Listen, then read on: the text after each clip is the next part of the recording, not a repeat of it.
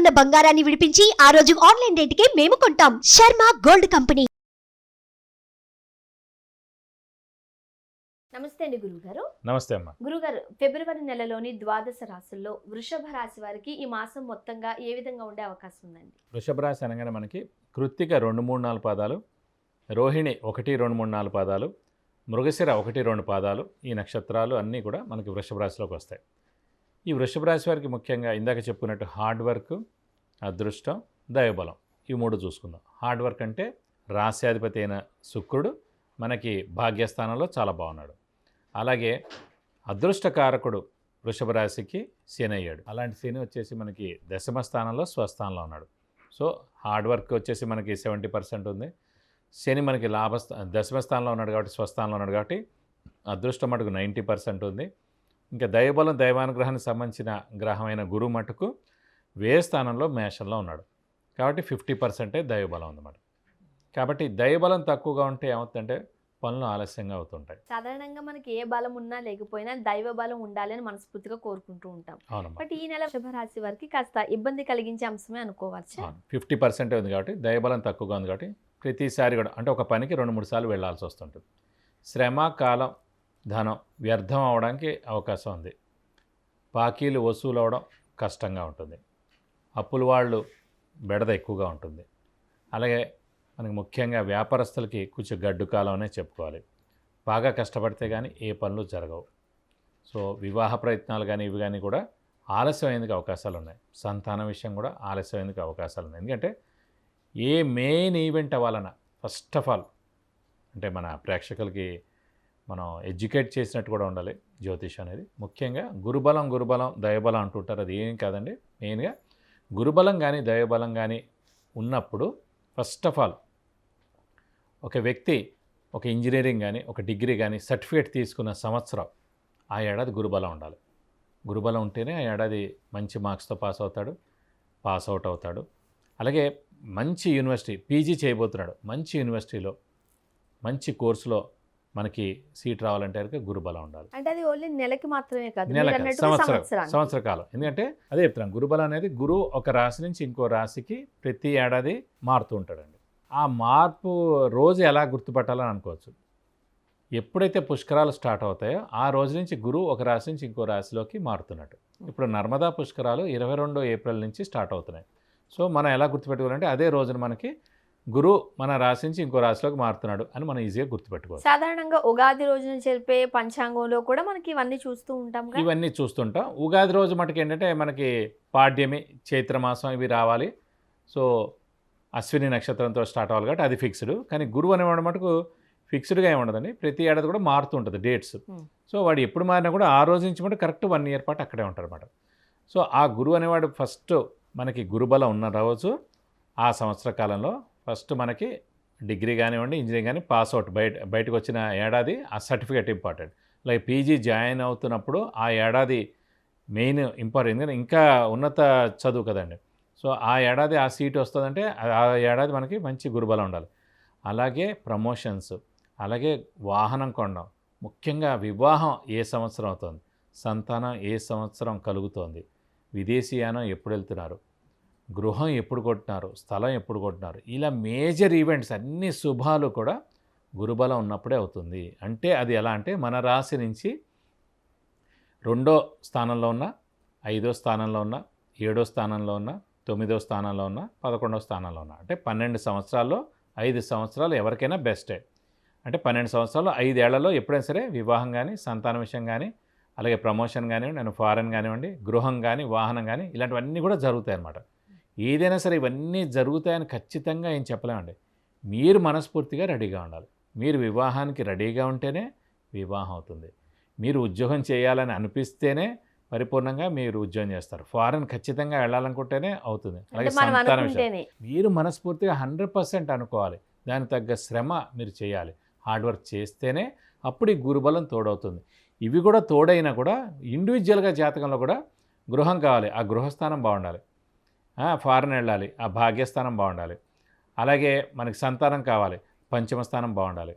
అలాగే వివాహం అవ్వాలి, సప్తమ స్థానం బాగుండాలి. అంటే ఈ జాతకంలో కూడా ఈ స్థానాలు, స్థానాధిపతులు వాళ్ళు కూడా బాగుండి మనం మనస్ఫూర్తిగా అనుకున్నప్పుడు ఈ గోచారం యాడ్ అయినప్పుడు ఆ సంవత్సరం ఖచ్చితంగా ఆ ఈవెంట్ జరుగుతుంది. అండ్ ముఖ్యంగా వృషభ రాశి వారికి మనం చూస్తే ఆరోగ్యపరంగా ఈ నెల ఏ విధంగా ఉండే అవకాశం ఉందండి? ఆరోగ్యానికి కూడా మనం తీసుకుంటే ప్రొఫెషన్ కానీ ఉద్యోగానికి కానీ అలాగే ఆరోగ్యానికి కూడా తీసుకుంటే మనకి శనే కారకుడు అవుతారండి. ఆయుష్ కూడా శనే కారకుడు ఎవరికైనా సరే. ఇది కాకుండా రవి చంద్రులు కుజుడు కూడా ఆరోగ్యానికి కారకుడు అవుతారు. సో రవి చాలా బాగున్నాడు. చంద్రుడు అంటే ప్రతిరోజు ఇది మారుతారు కాబట్టి అంత ఇదేం అక్కర్లేదు. కుజుడు అయితే ఉచ్చస్థానంలోనే ఉన్నాడు. సో ఆరోగ్యపరంగా వృషభ రాశి వారికి చాలా బాగుంటుందని చెప్పుకోవాలి ఈ మాసం అంతా కూడా. అండ్ అదృష్టం పరిపూర్ణంగా ఉండాలి అని అంటే దానికి సంబంధించి ఏం చెప్తారు? అదృష్టానికి ఏంటంటే ఇందాక కూడా చెప్పుకున్నాం మనం, వృషభ రాశికి భాగ్య దశమాధిపతి అయిన శని దశమ స్థానంలో స్వస్థానంలో ఉన్నాడు. ఏప్రిల్ 2025 వరకు అక్కడే ఉంటాడు. సో వృషభ రాశి వారికి ఏప్రిల్ 2025 వరకు అదృష్టం 100కు 100 ఉంది. కాబట్టి మీరు జస్ట్ హార్డ్ వర్క్ చేయండి, ఖచ్చితంగా అదృష్టం మీ వెన్నంటే ఉంటుంది. కాబట్టి మీకు అన్ని పనులు తప్పకుండా జరుగుతాయి. ముఖ్యంగా అంటే ఈ ఫిబ్రవరిలో ద్వాదశ రాశుల్లో మన వృషభ రాశి తీసుకున్నట్లయితే దైవ బలం కొద్దిగా తక్కువగానే ఉంది కాబట్టి ఎటువంటి పరిష్కార మార్గాలు పాటిస్తే మంచిదంటారు? తప్పకుండా అండి. ఎందుకంటే ఇప్పుడు మేషరాశికి ఎలా అయితే గురుబలం తక్కువగా ఉందో వృషభ రాశి కూడా అలాగే అనమాట. కాబట్టి సేమ్ పరిహారాలు వీళ్ళకు కూడా వర్తిస్తాయి. ముఖ్యంగా దత్తాత్రేయ స్వామిని ఎక్కువగా పూజించడం, ప్రతిరోజు దత్తాత్రేయ స్వామి అష్టోత్తరం చదువుకోవడం, ప్రతి గురువారం వీలవుతానుగా దత్తాత్రేయ స్వామి టెంపుల్కి వెళ్ళి 41 ప్రదక్షిణాలు చేసుకుంటే చాలా మంచిది. అలా వీలవుతానుగా గురుబలం తక్కువగా ఉంది. ఇప్పుడు మరి పెళ్ళిడు వచ్చిన అమ్మాయి ఉంటుంది, అబ్బాయి ఉంటారు, వాళ్ళకి ఎలా అయినా ఈ ఏడాది పెళ్లి చేయాలి, గురుబలం తక్కువగా ఉంది. కాబట్టి గురువుకి 16,000 సార్లు పురోహితుల చేత జపం చేయించి కేజీంపావు శనగపప్పు, ఒక ఎల్లో లుంగి, ఒక 1000 రూపీస్ వర్త్ గోల్డ్ ఐటమ్ దానం ఇస్తానుగా ఈ గురువు యొక్క దోషం ఏముందో అంతా తొలగిపోతుంది. గురు బలం కూడా పెరిగి తప్పకుండా వాళ్ళ ఇంట్లో ఏదైనా సరే వివాహం విషయం కానీ సంతానం విషయం ఇవన్నీ కూడా కలిగేందుకు అవకాశాలు ఎక్కువగా ఉన్నాయి. ఇంకా గురు బలం మటుకు దైవ బలం మటుకు లేదు, ఎందుకంటే 6వ స్థానంలో గురువు ఉన్నాడు కాబట్టి. ఇది కాకుండా అర్ధాష్టమ శని కూడా నడుస్తుంది. సో సాధారణంగా చాలా ఇబ్బంది, ఎందుకంటే అర్ధాష్టమ శనే కాకుండా గురుబలం 0గా ఉంది. ఒక రాహుకేతుల బలం మటుకు బాగానే ఉంది. కాబట్టి గురుబలం లేకపోవడం మూలాన్ని మెయిన్ శుభాలు ఏవైతే అనుకుంటాం, వివాహం కానివ్వండి, సంతానం కానివ్వండి, ఒక వ్యాపారం కానివ్వండి, పెద్ద ఉద్యోగం కానివ్వండి, ఒక గవర్నమెంట్ జాబ్ కానివ్వండి, అలాగే వాహనం కొనడం కానివ్వండి, గృహం కొనడం, ఇవన్నీ కూడా అన్నీ కూడా పోస్ట్పోన్ అయిపోతాయి. ఈ ఏడాది అంటే ప్రస్తుతం అయితే లేదు, ఏప్రిల్ తర్వాతే ఉన్నాయి ఇలాంటివన్నీ. కాబట్టి శుభాలకు సంబంధించినవి ఏవి కూడా ప్రస్తుతానికైతే లేవనే చెప్పుకోవాలి. అంటే లేవని కూడా ఖచ్చితంగా చెప్పలేదు, ఎందుకంటే అండి ఇదంతా కూడా గోచారం. ఒరిజినల్గా జాతకం అనేది ఉంటుంది అన్నమాట. జాతకంలో మనకి ఆ గురువు అనే గ్రహం బాగున్నా, లేకపోతే సప్తమ స్థానం చాలా బాగున్నా కూడా వివాహం అవుతుంది. సంతాన స్థానం బాగుంది, సంతానం కలుగుతుంది. కానీ అక్కడ వీక్గా ఉండి ఇక్కడ కూడా ప్రస్తుతం గోచారం వీక్గా ఉందనుకోండి, మొత్తం అంతా వీక్గానే ఉంటుందని చెప్పుకోవాలి. సో అక్కడ బాగుండి ఇక్కడ కొంచెం బాగాలేకపోయినా అది వర్తిస్తుంది. సో అక్కడ బాగాలేక ఇక్కడ బాగాలేకపోతే మాట ఖచ్చితంగా ఇవన్నీ కూడా డిలే అయిపోతాయని చెప్పుకోవాలి. ఇది కాకుండా అర్ధాష్టమ శని, సాధారణంగా వృశ్చిక రాశి అధిపతి కుజుడు. శని కుజుడు అసలు పడదు, ఇద్దరు కూడా శత్రువులు. కాబట్టి వృశ్చిక రాశి వారికి బాగా ఇబ్బంది పెడతాడు అర్ధాష్టమ శని. ఎప్పటి వరకు పెడతాడండి? అది 2025 ఏప్రిల్ దాకా ఉంది. చాలా లాంగ్ పీరియడ్. కానీ ఒక్కటేంటి అదృష్టం, శని స్వస్థానంలో ఉన్నాడు కాబట్టి 50% ఇబ్బంది పెడతాడు. కాబట్టి 50% కూల్గా ఉంటుంది. సేమ్ ఇలా కన్యారాశి వారిలాగే వీళ్ళకి కూడా వృశ్చిక రాశి వారికి కనీసం ఈ అర్ధాష్టమ శని నడుస్తున్నా కొంచెం గురుబలం అందుకుంటే చాలు. వాడు ఏప్రిల్ 22వ తారీఖు 2024 ఏప్రిల్ 22వ తారీఖుని సప్తమ స్థానంలోకి గురువు వస్తాడు. సో అప్పటి నుంచి చాలా బాగుంటుంది. కాబట్టి ఈ 2 నెలలు మనం జాగ్రత్తగా మౌనంగా ఉండడం, ఎవరేమన్నా కూడా పట్టించుకోకుండా ఉండడం, ఎవరైనా మన అన్న కూడా ఎవరినో అంటున్నట్టుగా ఫీల్ అవ్వడం. ఎందుకంటే కుజుడు అధిపతి 7 వృశ్చిక రాశి కాబట్టి చాలా కోపం విపరీతంగా ఉంటుంది అన్నమాట. సో అవి ఆ కోపంలో ఏదైనా మాట అనొచ్చు. అందునుంచి మనం ఏ మాట అంటామో దాన్ని పెద్దగా భూతద్దంలో చూద్దాం అని చెప్పి ఆఫీషియల్గా కానీ, కొలీగ్స్ కానీ, చుట్టాలు కానీ, ఇంట్లో అందరూ రెడీగా ఉంటారు. మన టైం బాగాలేనప్పుడే ఇవన్నీ జరుగుతాయండి. మన టైం బాగుందనుకోండి ఎవడేమన్నా కూడా ఏం పట్టించుకోలేదు. అది బాగాలేనప్పుడు అదే వ్యక్తి అంటే దాని పెద్ద ప్రమాదం అయిపోతుంది. కాబట్టి మనం మౌనంగా ఉండడం ఉత్తమాన్ని మటుకు ప్రస్తుతం వృశ్చిక రాశి వారికి తీసుకోవాల్సిన జాగ్రత్తలు అదే అండి. కొన్ని రోజులు మౌనంగా ఉండడం, మన ఎమోషన్స్ అన్ని కంట్రోల్లో పెట్టేసుకోవాలి. మనం ఒక సాధువులా ఉండాలి. సాధువుకి ఏముంది, ఇవేం పట్టింపులే ఉండవు కదండి. కాబట్టి అలా ఉన్నాం అనుకోండి, మనం ఏప్రిల్ వచ్చేదా కామ్గా ఉంటే చాలు. మళ్ళీ అప్పుడు గురుబలం వస్తుంది అనుకోండి, మళ్ళీ ఇవన్నీ ఏం జరిగినా కూడా పర్వాలేదు, ఆయన చూసుకోగలుగుతాడు, ఇవన్నీ కంట్రోల్ చేయగలుగుతాడు గురువు అనేవాడు. శనిని కూడా గురువు కంట్రోల్ చేయగలడండి. అందుగురించి ఏంటంటే మనకు గురుబలమే ఇంపార్టెంట్ మెయిన్గా. కాబట్టి ఏప్రిల్ దాకా మనం కొంచెం మౌనంగా ఉంటే ఖచ్చితంగా బాగుంటుంది. ఇంకోటంటే చంద్రుడు మనస్కారకుడు, బుద్ధికారకుడు. ఆ వృశ్చిక రాశి వారికి చంద్రుడు నీచలో ఉంటాడు. ప్రతిన ఆలోచన, ధైర్యం, మానసిక ఆందోళన, స్ట్రెస్, స్ట్రెయిన్, అనుమానం, అవమానం ఎన్ని ఉండాలో మొత్తం అన్నీ ఆ రాశిలోనే ఉన్నాయి. కాబట్టి ముత్యం ఒకటి ఎప్పుడు 24 గంటలు మన చేతికి ఉండాలి.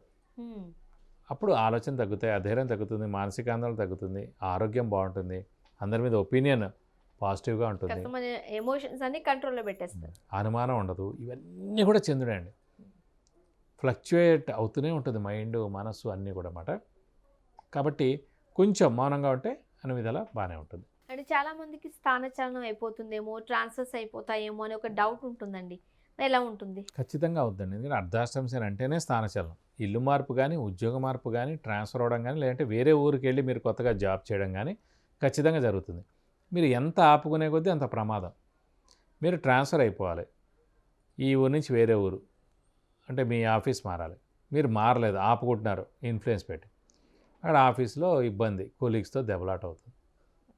అప్పుడు ఖచ్చితంగా మిమ్మల్ని ట్రాన్స్ఫర్ చేయాల్సి వస్తుంది మాట పడి.